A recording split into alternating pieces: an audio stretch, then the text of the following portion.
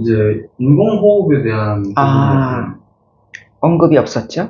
그러니까 그게 오히려 인공호흡이 환자를 더 위험하게 할 수도 있다라는 말씀을 해주셨는데 거기에 대해서 조금만 더 네.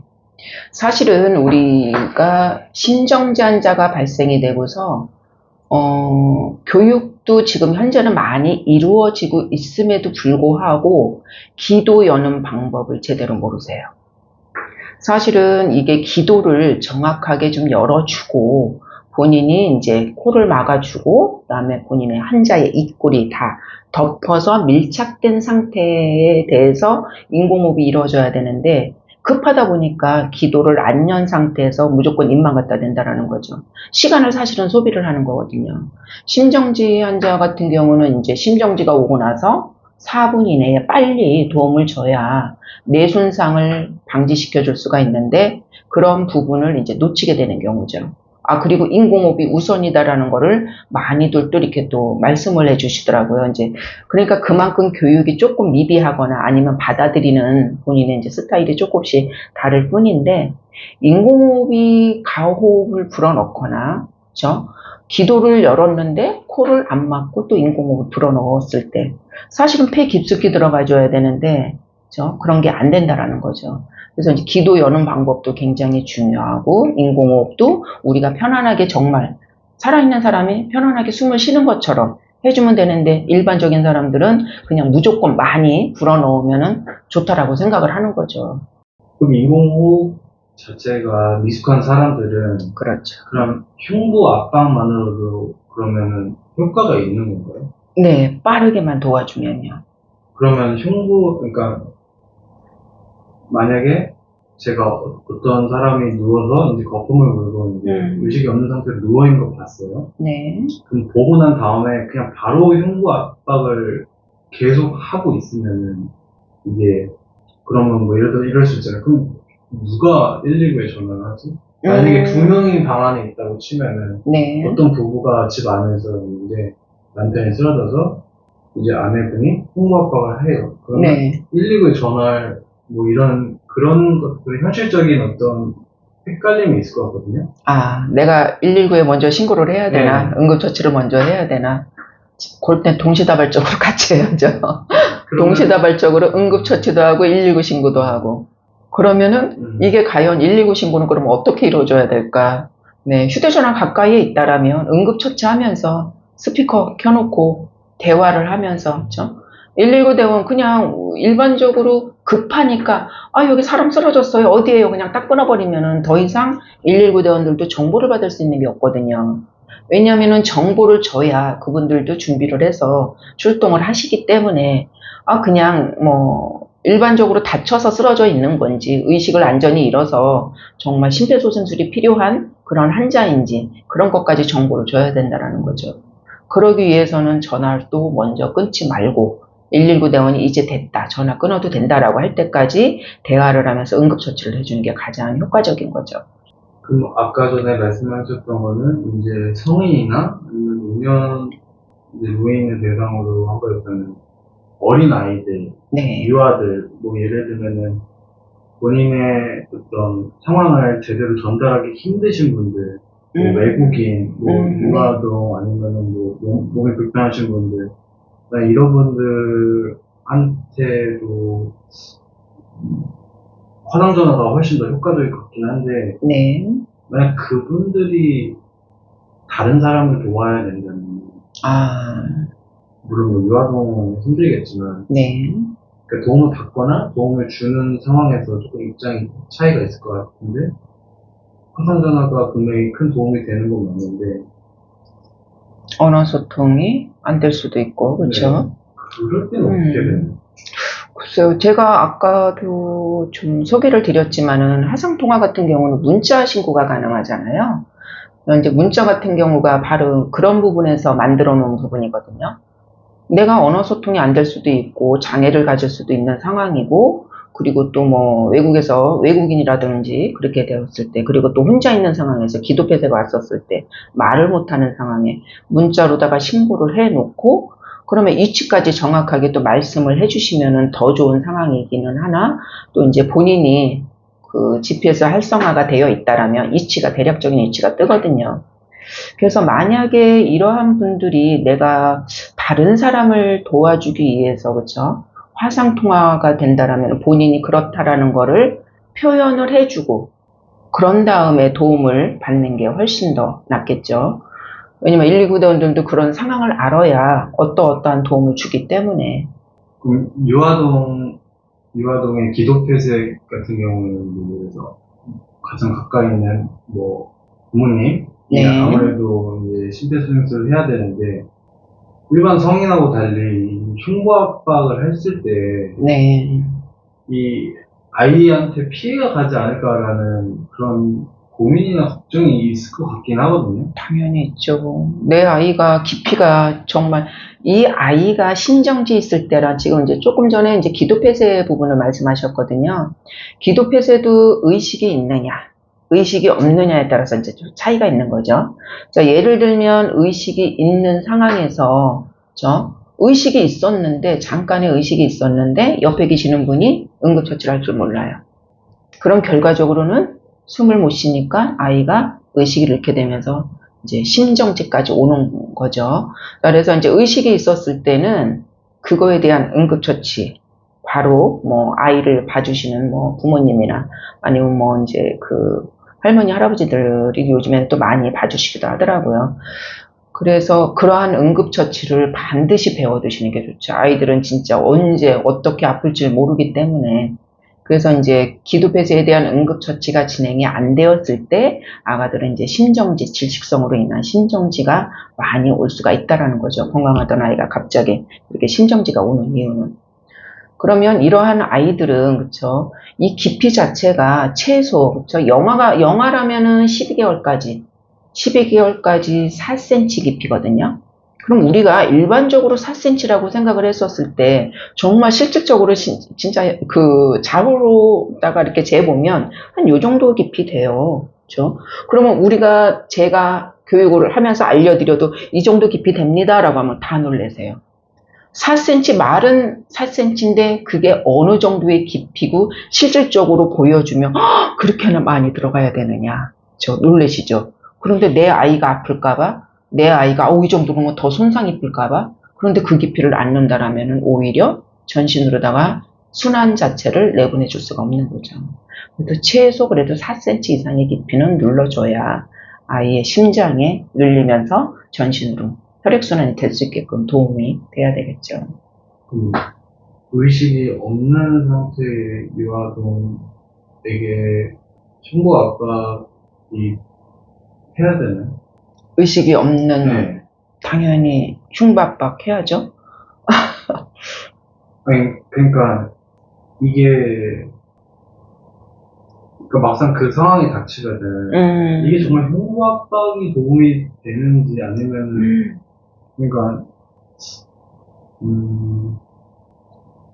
뭐 예를 들면 뭐 큰 소리로 뭐 에이 이름을 외치는 거 네. 뭔가 이게 처음에는 이게 뭔지 너무 당황스러울 테니까. 처음부터, 네. 그러니까 심정지인지 아닌지를 아예 구별도 못하는 그러한 부분. 자, 그래서 우리 의식 확인을 하는 방법이, 그쵸? 성인하고 조금 다른 부분이, 영아 같은 경우는 이제 발바닥을 두들겨서, 그쵸? 이렇게 의식 확인을 하거든요. 발바닥이 가장 아이들은 예민해요. 반응이 빨라요. 그래서 발바닥 의식 있는 아이들 이렇게 두들기면 발을 갖다 이렇게 하고 오므리거든요. 그래서 발바닥을 두들기고 정말 이 아이가 숨을 쉬는지 들어보셔야 되겠죠. 그렇죠? 그것조차도 정말 내가 이게 흉부압박을 내가 해야 되는 게 맞는 건지 그걸 확인하려면 매뉴얼 자체가 정말 반응이 없고 숨도 안 쉬고 그랬을 때 곧바로 심폐소생술이거든요. 예. 그래서 일단은 아이들이 의식이 있는지 없는지 그걸 반응을 체크를 해보고 반응이 없으니까 곧바로 심폐소생술이 들어가줘야 되는 거죠. 근데 요즘에 이제 저출산 문제로 소아과가 많이 부족하다는 얘기를 좀 많이 들었거든요. 네. 이제 그러다 보면은 소아과뿐만이 아니라 이제 응급처치나 그런 뭐 쉽게 말하면 119 이제 분들도 뭐 예를 들면 소아과에 관련된 의사분들이랑 커뮤니케이션을 하거나 뭔가 이런 시스템 자체 전체적인 숫자가 좀 줄어들지 않을까라는 생각이 드는데 혹시 요즘에는 그런 소아과 부족으로 인해서 생기는 소아 응급처치는 어떻게 진행이 되고 있는지 저희 응급처치법에서는요, 이제 그 소아, 어린이, 그리고 이제 영아에 대한 심정지 아니면 기도폐쇄를 다루고 있거든요. 근데 요즘에 아무래도 이제 갑작스럽게 아이들이 아프다 보면은 저희 같은 경우는 이제 제가 응급처치법 강사이니까 심폐소생술 그리고 기도폐쇄에 대한 거를 응급처치를 하지만 실상생활 속에서는 지금 그렇게 기도폐쇄가 오고 심정지가 오는 거는 극히 드물죠. 건강하던 아이가. 근데 이제 일반적으로 이렇게 응급처치 아이들이 진짜 갑작스럽게 아파오잖아요. 열이 나고. 가만히 있던 아이가 또 축 처지기도 하고. 그랬을 때 이제 병원을 진짜 여기저기 다니면서 많이 이렇게 힘들어 하시는 부모님들이 굉장히 많거든요. 아무래도 이제 소아과 선생님들이 이제 많이 좀 부족해지면서 그리고 이제 또 소아과가 이제 있기는 하지만 거리도 먼 경우도 있고 또 늦게까지 진료하는 곳이 또 많지도 않고 그래서 이제 발을 동동동동 거리고 이제 한 엄마는 그죠 진짜 아이가 분수 토하듯이 토했는데 이 모습을 보고 가만히 있을 수가 없으니까 이제 소아과를 찾았다가 조금 더 큰 병원에 대학병원을 가보는 게 좋겠다 해서 소견서를 써서 갔는데 그 시간대가 4시, 5시다 보니까 병원을 전화를 하고 갔음에도 불구하고 여기서는 안 된다. 예. 그러면 또 다른 병원을 또 찾게 되고 다른 병원을 찾게 되고 그렇게 해서 5군데를 다녔던 하나의 엄마가 있거든요. 그래서 정말 울면서 이제 결국은 여기저기 다 못 가는 상황에서 집에 가서라도 아이가 약간 진짜 지쳐서 그런 상황에서 그래도 집에 가서 좀 있다가 그 다음날 소아과를 찾은 경우가 있더라고요. 그래서 이렇게 만약에 급하게 이런 아이들이 지금 아파올 경우가 많으니까 제 생각은 뭐 물론 부모님들이 다 알아서 잘 하실 부모님들도 많으시겠죠. 일단은 소아과 진료가 몇 시부터 몇 시까지 진행이 되고 여러 군데를 그거를 다 일단은 알아보시고 그렇죠. 평상시에 준비를 좀 해두시는 거죠.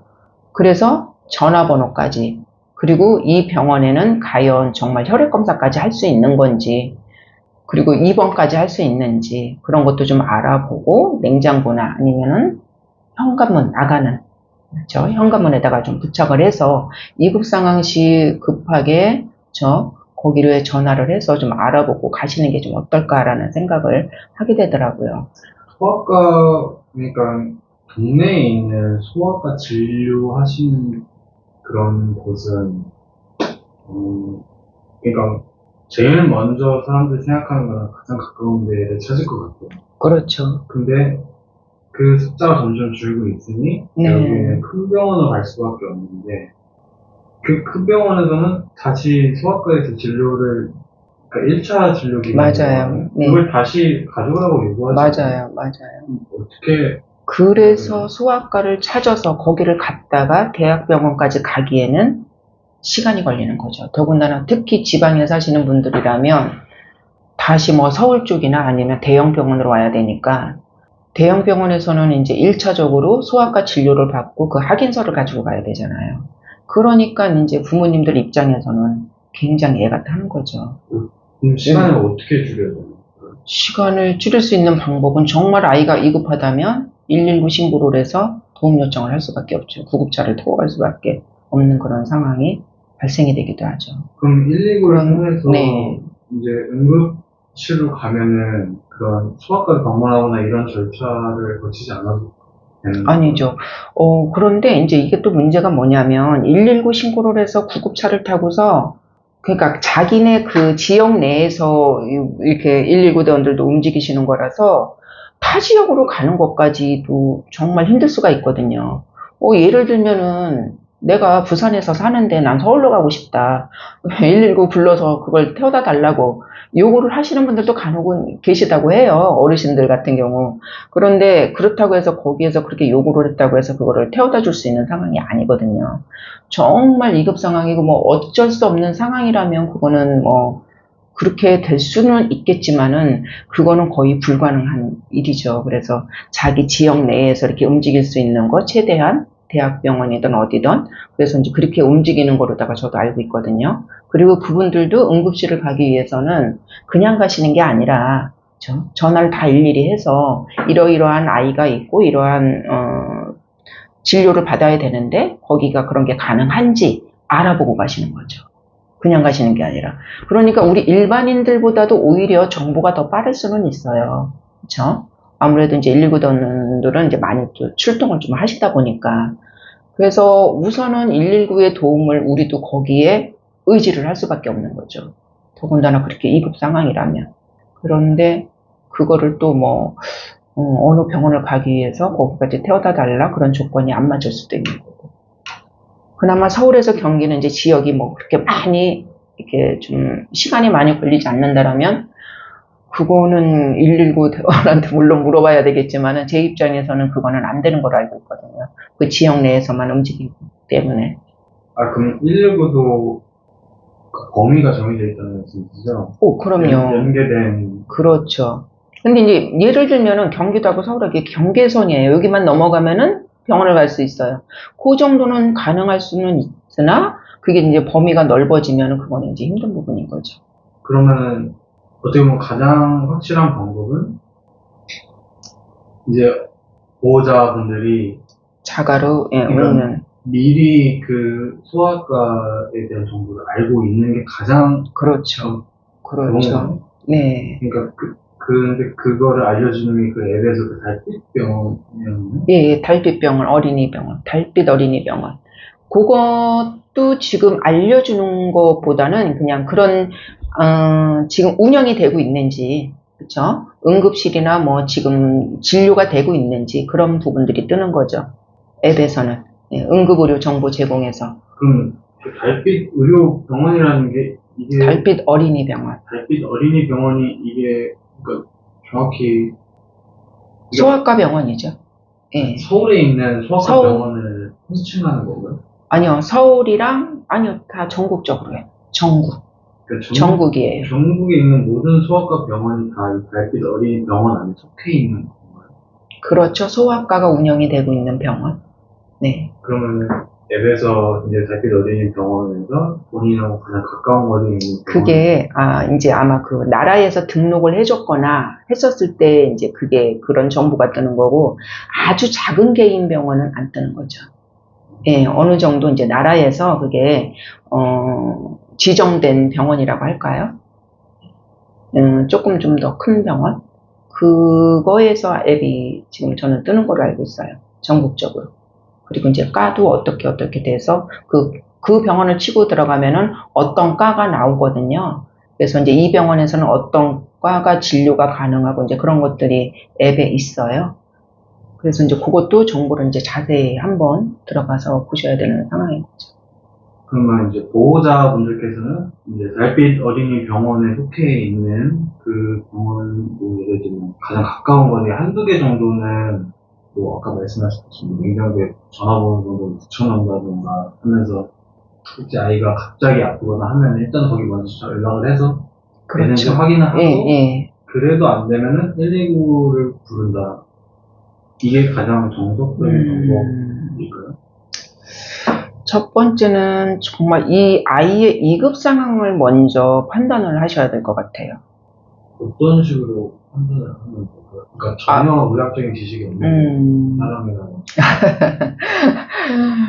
근데 이제 2급 상황이라는 게 여러 가지 상황이 놓여 있을 수가 있잖아요. 아기가 갑자기 정말 숨이 넘어가듯이 정말 내 아이가 정말 이때 정말 응급처치를 안 하면 아이가 진짜 숨이 멎을 것 같아요. 그렇죠? 그러한 상황은 1차적으로 기도 폐쇄, 아이들의, 그리고 이제 출혈이 심해요. 출혈이.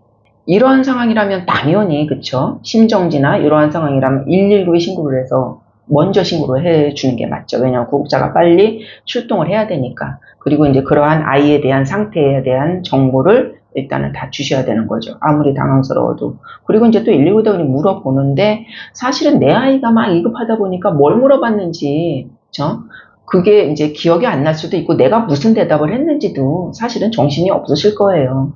근데 저희야 이렇게 뭐 편안하게 뭐 대화를 하면서 이렇게 말씀은 드리지만 실제 그 상황에 놓이다 보면 뭐 눈에 보이는 게 없겠죠. 근데 이제 그러한 2급 상황이라면 첫째로 이제 119 신고가 우선이고 이제 그 다음에 이거는 조금 애매하게 119 불러서 가기에는 좀 애매한 그런 상황이 있어요. 저희 성인도 마찬가지고. 그랬을 때는 이제 대부분 뭐 택시를 타고 가거나 자가 운전해서 가시는 경우가 있죠.